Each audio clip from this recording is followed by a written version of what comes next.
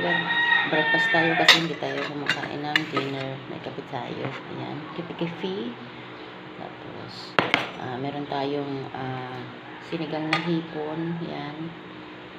Tapos, meron tayong chicken. Ayan. So, namin part ni Alex, wings. On the wings of love. Kaya yun ang aming niluto. Diba?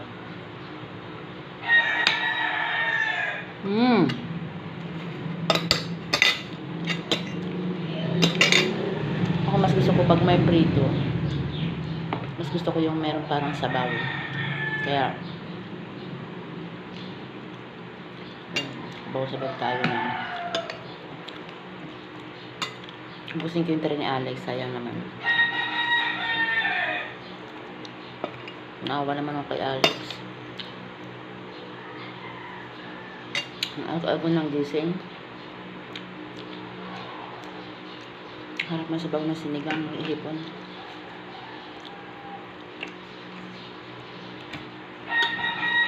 Aga tayo ngayon kasi si Alex nag-iba yung schedule. Instead of 6, nag-5:45 sila. Kaya kailangan mga 5:30 isa tayo dito. Bilis lang naman kasi nakamotor. Ang takbo nga sa motor wala pang 10 minutes.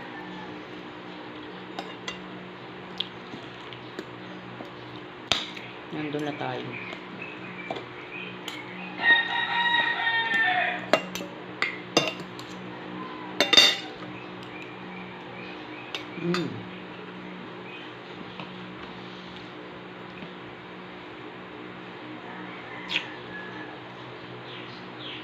Favorite ni Alex to, sinigang na hipon.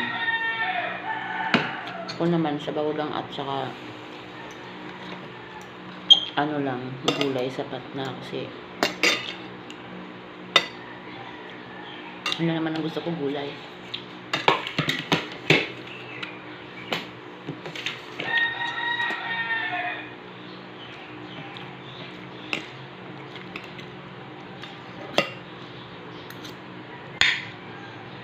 Tapos gusto ko sa sinigang yung sili niya inaano, parang dinudurog mo dun sa pinakasabaw niya. Sobrang yummy ng kain ko nun.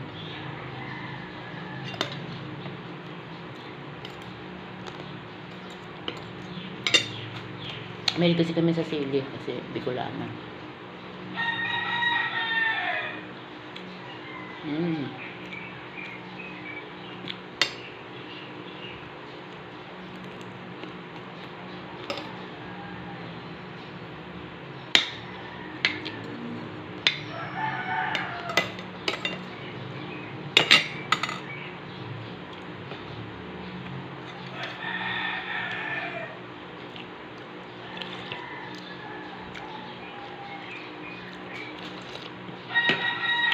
Gusto ko yung higop-higop sabaw.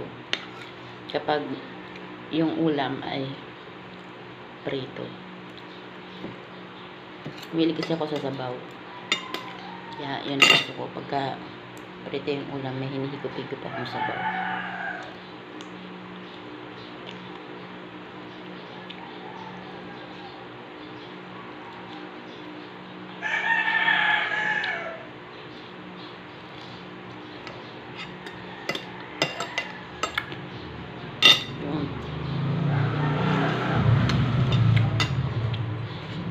Higop tayo ng kape. Hindi natin na kape kanina kasi nagmamadali sa Alex.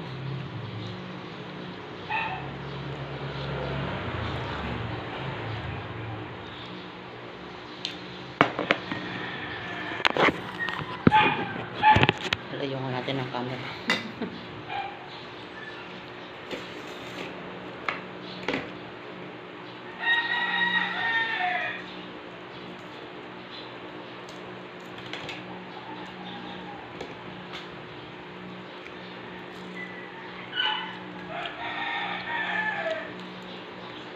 Burrito ko yung egg. Tsaka wings. Pares kami ni Alex. Si Alex wings. Gusto namin yung mga may kinakalikot kami habang kinakain.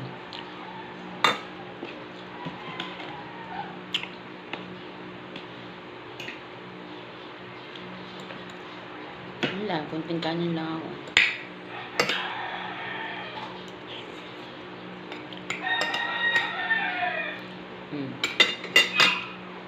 Tapos na ako. Tapos pakainin ko na si Chick. Kunting kanin lang.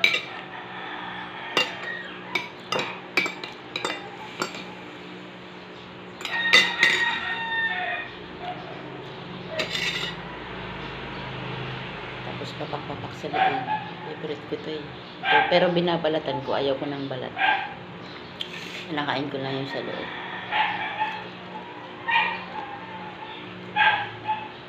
Parang may buto-buto. Yun yung gusto kong kinakain. Pero yung balat, ayoko.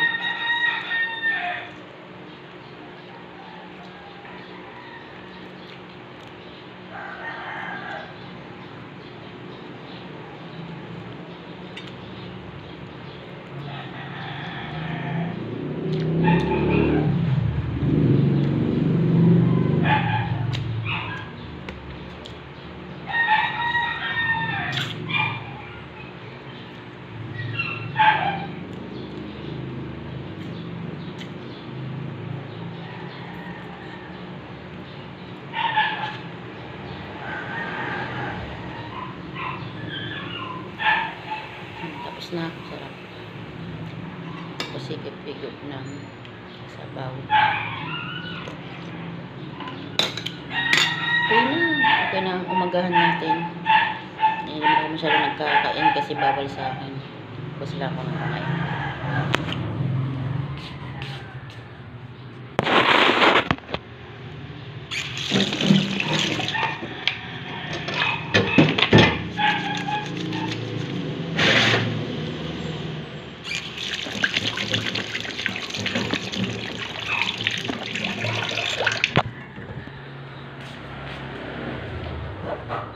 Coffee na tayo. Coffee for life ang kape.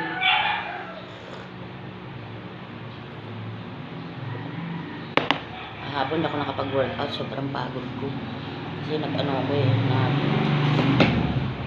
Naglaba kasi ako kahapon. Kaya parang ang sakit ng katawan ko. Pinagpahinga ako kahapon. Tapos kahapon ginawa yung aircon namin. Tinesting namin maghapon kung talagang malamig eh. Okay naman. Malamig na siya kasi pinalitan nga ng capacitor at saka nilinis. Tropa namin yung naglinis. Tropa ng ex ko yun. Salamat pala Hilton sa iyo sa paglinis mo ng aircon ko. Ikaw lang naman pinagkakatiwalaan ko dyan kasi ewan ko kasi yun naman nasabi ng ex ko. Pagka may problema sa mga aircon, yun nga tawagan ko yung mga tropa na sila Hilton, sila Nomer, sila yung iba hindi ko nakilala.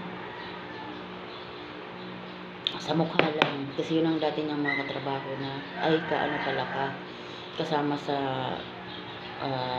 bus o sa train dati na papasok sa Manila. Ayan. Yung mga kaano niya, mga kasama niya sa train na tropa-tropa din niya bago siya magpa-abroad. Ang dami yung tropa-tropa din dito kasi ang ex ko hindi kasi palalabas ng bahay yun, nasa loob ng bahay yun. Eh yung mga yun kasama niya sa sa train kaya nakakaanohan niya ng loob.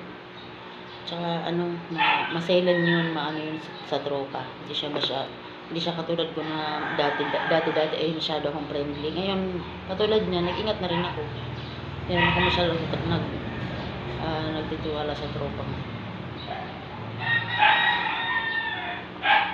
Ako selected na lang din ng tropa ko. 1, 2, 3 tama na. Kasi ayoko sa mga plastic na tropa. Yung tipong ibigay mo na nga lahat. Yung tipong na nakikisama ka na, pakainin mo na, painumin mo pa. Tapos may nasasabi pa sa'yo na hindi maganda. Yun ang mga pangit na tropa. Kaya ikikip natin yung mga tropa na kahit wala tayong maibigay hanggang sa huli, nandyan para sa'yo. Hindi kasi siraan. Diba? Ayun, kahit nasa abroad yung ex ko, pag may problema dito na ganun-ganun na pumupunta sila. Yun, isang sigawan ko lang. Hilton! Lulo ko yung yung aircon ko. Sabi niya, sige, schedule kita ng Linggo lang talaga ako nandyan. Kasi nga, meron din naman siyang ibang work. Kaya,